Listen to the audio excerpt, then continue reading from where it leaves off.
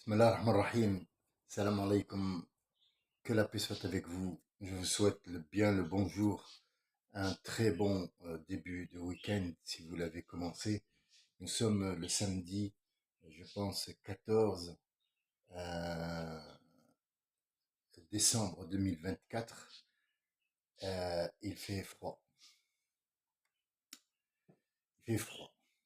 Alors, nous avançons et nous arrivons au jour de Noël qui est une fête mondiale pour les chrétiens.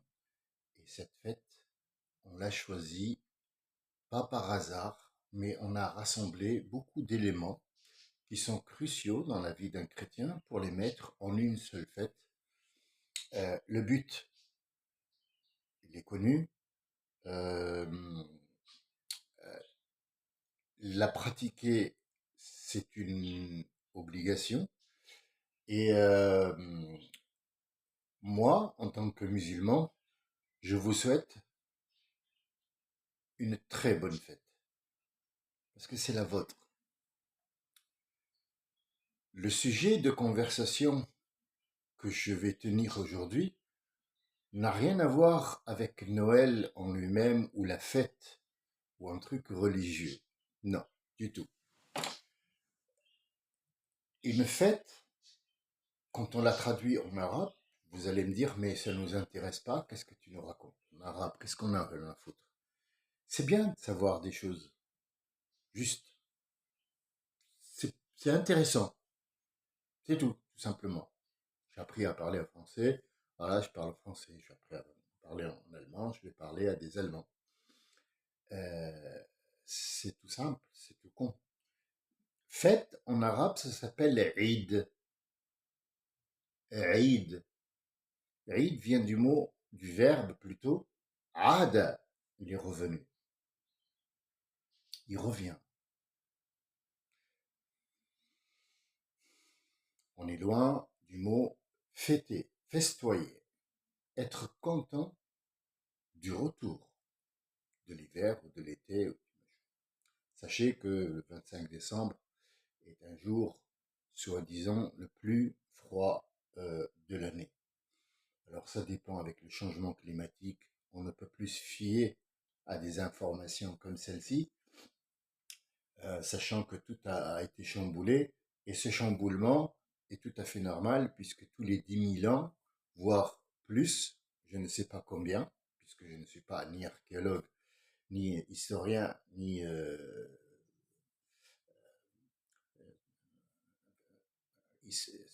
savant, je dis que il y a un changement quand il le faut.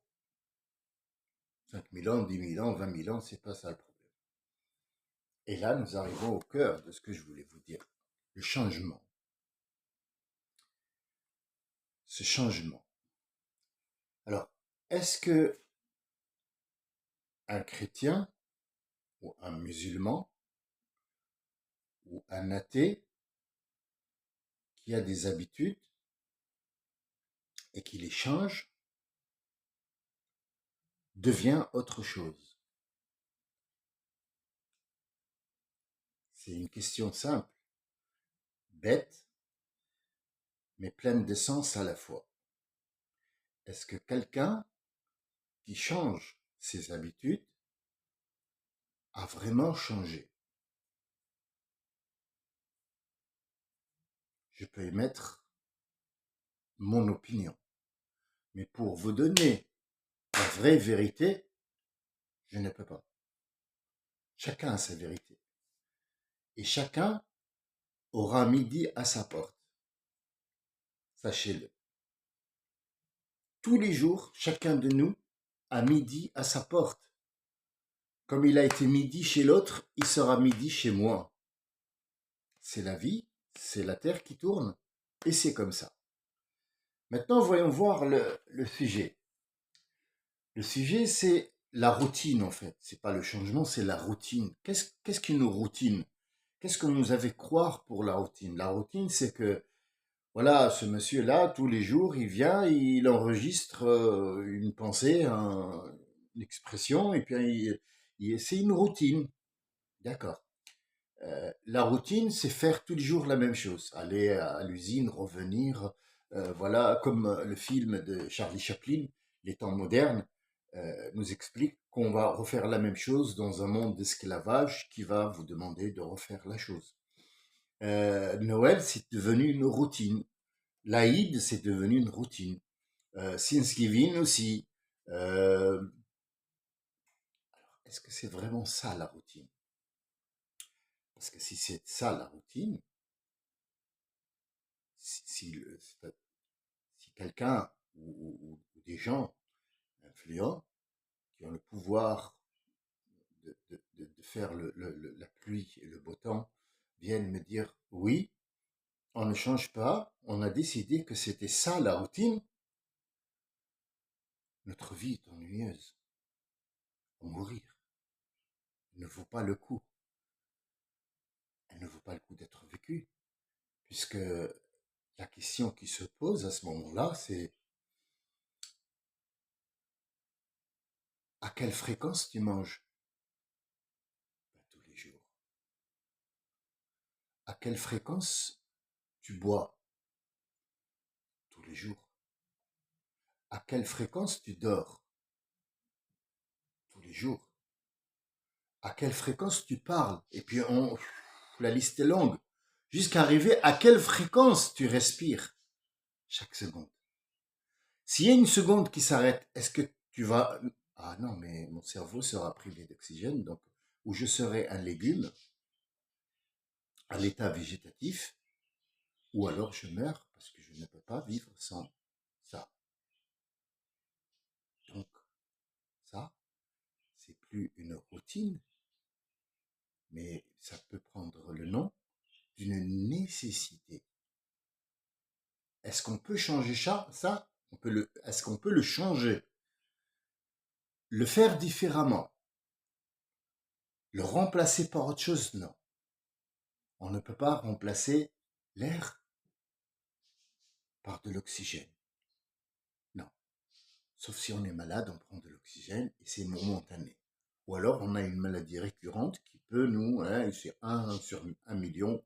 Donc voilà, si vraiment tu es chanceux, tu vas éviter ça. Et si malheureusement ça tombe sur toi, tu seras le 1 sur les 1 million qui va vivre avec de l'oxygène. Depuis le Covid, ils sont à plusieurs. Mais bon, là n'est pas la question. Ne nous éloignons pas du bon chemin et droit chemin. Mais alors, si les choses qui se répètent tous les jours sont vitales et qui ne s'appellent plus routine, pourquoi on dit routine? Alors, le problème vient de la personne. Ça me rappelle mon, mon, mon ex qui était allemande et que on avait une fille à l'époque. Bon, ça fait 27 ans en arrière. La petite, elle avait à peine 4 ans. 4 ans, elle avait à l'époque craché sur sa mère, un petit gamin qui avait craché sur sa mère. Alors, on a fait un différend, soi-disant que moi, je lui ai indiqué notre civilisation et que la mère est d'une autre civilisation. Ça a fait que la petite, elle était bouleversée, ainsi de suite. Allez, ils ont dit, il faut aller voir, c'est toute sa famille contre moi, allez, il faut aller voir un psychiatre. On est allé voir le psychiatre. Il était là en train de jouer avec son stylo, il écoutait, alors il écoutait la femme parler. Moi, j'ai dit 2 mots, j'ai dit voilà, c'est tout à fait normal, et elle a pris la parole comme une mère qui va défendre sa fille. À la fin, il a dit, il regardait la petite, il lui a donné des crayons pour jouer, machin. Alors il voyait que la petite fille, elle entendait tout, elle suivait tout. Elle lâchait pas un seul mot de ce qui a été dit, et elle a vu son camp. Il lui a dit, Madame, le problème ne vient pas de votre fille, ni de votre mari. Le problème vient de vous. Je n'ai pas de médicaments à vous donner, ni un traitement de fond, mais la seule chose fondamentale que je vous donne, essayez de changer. La petite, elle est plus maligne que vous, et elle va vous mener en bateau. La séance est levée. Elle a 27 ans. Aujourd'hui, au jour d'aujourd'hui, elle a 27 ans. Elle a mené sa mère en bateau parce que cette mère n'a pas changé. Elle a continué dans cette ignorance. L'ignorance de s'approprier un nouveau mode de vie.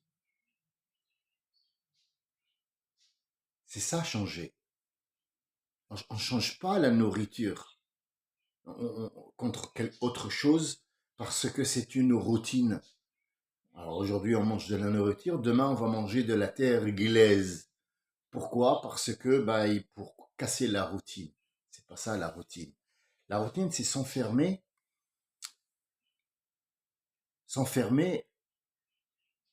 dans une histoire qu'on vit au quotidien, que tu vis au quotidien et que tu fais vivre les autres au quotidien. Un chanteur, il va chanter la même chanson toute sa vie. Maria Carré, tous les Noëls, elle vient nous chanter la chanson. Est-ce que c'est une routine? Non, c'est un commerce. Vous voyez, toutes les choses, sur laquelle on affiche le mot routine, elle n'a rien à voir avec le titre qu'on lui a donné. Ce sont des choses de la vie. On dort, on mange, tous les jours on dort, tous les jours on mange, tous les jours on va faire pipi, tous les jours on respire, toutes les secondes on respire. Tous les jours on va sur son ordinateur, tous les jours on est électricien, tous les jours on est pâtissier. Le boulanger fait toujours son petit croissant, tous les jours. Il va prendre la retraite. Et quand il prend la retraite, ça reste une nostalgie. Il a envie de revenir faire ce petit croissant. Ou alors il va chez le boulanger et il va donner son avis sur. Ça s'appelle des ruminations. La routine, c'est la rumination. La vache, quand elle prend l'herbe, elle va refaire toujours les mêmes gestes en étant assise. Bon, c'est pas vraiment le mot assise pour une vache, mais quand elle est à terre, et quand aussi elle est debout. Elle rumine, elle refait le même sujet de conversation, le même sujet de conversation, le même sujet de conversation, et elle fait un mur. Elle s'encloître dedans, et ça sera sa bulle. C'est ça la routine. C'est pas l'année prochaine, la fête de Noël reviendra, ou la fête de l'Aïd reviendra. Non, elle va revenir, puisque le cycle de la vie revient, et c'est toujours la même chose. Nous avons 2 saisons. Nous sommes sortis du mot routine, mais on va y revenir pour ouvrir une parenthèse et dire que, enfin c'est moi qui dis, c'est pas nous, c'est mon idée à moi. Alors est-ce qu'il y a des gens qui vont l'accepter, je ne sais pas. Il n'y a jamais eu de 4 saisons. Il est normalement et scientifiquement prouvé et logiquement qu'il n'y a jamais de 4 saisons. Il n'y a que 2 saisons. La saison du chaud, quand la Terre est près du Soleil, dans son cycle tournant, quand elle est près, il fait chaud. Quand elle est loin, il fait froid. Et le temps d'adaptation de ces choses-là, on leur a donné un nom, l'automne et le printemps. Le printemps est signe que la Terre va se rapprocher du Soleil, donc il y a toute une préparation à faire pour que cette végétation pousse et que l'air change, et ça c'est clair, et on fait le plein d'UV, on fait le plein de soleil, on fait le plein de vie, on est content parce qu'il y a une abondance, et on va festoyer. oui, il y a des fêtes en été aussi. Et quand la végétation, on l'a mangée, on l'a récoltée, on a tout mis dans les boîtes et tout ça, il va y avoir un petit changement, ça devient frisqué et les feuilles tombent des arbres. Donc c'est signe que la Terre s'éloigne du Soleil, toujours dans son cycle qui tourne, que vous appelez routine.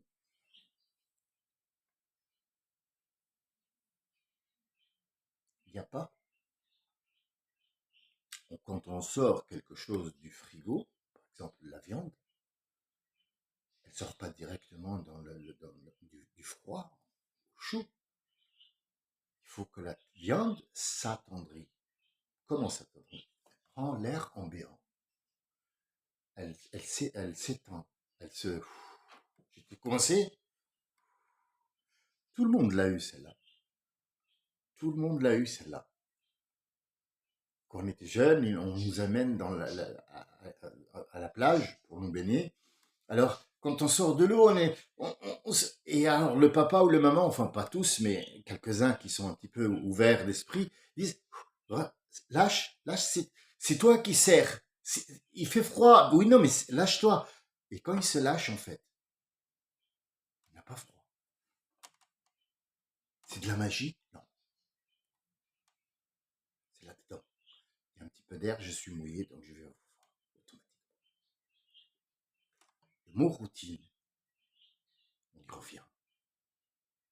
C'est pas que la Terre retourne, il y a le reprintemps, le renoël, le renoël, le renoël. Non, non. La routine, c'est avoir un sujet de conversation dans lequel tu t'enfermes et tu vas le ruminer jusqu'à s'en lasser. Et les gens se lassent de toi parce que c'est le même refrain. Hier encore, j'avais 20 ans, Charles Aznavour. Hier encore. Et alors hier, c'était quand? Parce que là, j'ai 57 ans. Hier, quand je suis allé chez le psychiatre, c'était quand? Il avait 2 ans. C'était hier. Est-ce que tout ça, on appelle routine? Non, on l'appelle une vie. Beaucoup d'eau ont coulé sous les ponts depuis. Est-ce que c'est le même mot? Oui. C'est le même air? Oui. Sur la Terre, c'est le même air. Il y a pas, l'air ne s'est pas échappé. Non. C'est le même qui est recyclé. Est-ce que c'est de la routine? Non. La routine, c'est se cloîtrer derrière une idée, derrière des histoires qu'on se fait dans la tête, et on fait un mur, une séparation, pour ne pas aller vers les autres et rester dans notre sujet. Ça, dans notre civilisation, qui s'appelle l'islam, est aboli et interdit. Il faut s'ouvrir aux autres, sortir de la routine pour construire des liens et non pas construire des maisons. Construire un pont pour marcher dessus et aller vers l'autre. Parler avec l'autre. Échanger et changer avec l'autre qui n'est pas comme toi et qui n'est pas forcé d'être comme toi. Accepter le fait de faire un pont et d'aller vers l'autre. C'est ça, casser la routine. J'espère que votre vie n'est pas faite de routine.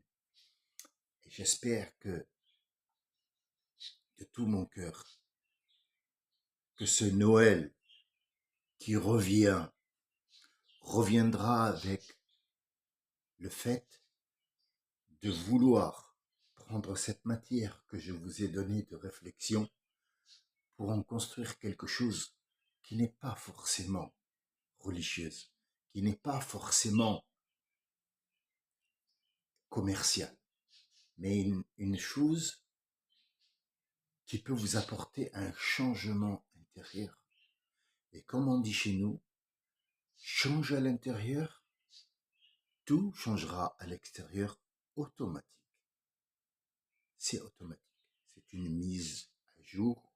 J'espère que vous aurez des jours meilleurs, une vie meilleure. Que Dieu vous garde. Salam, shalom et à bientôt, Inch'Allah.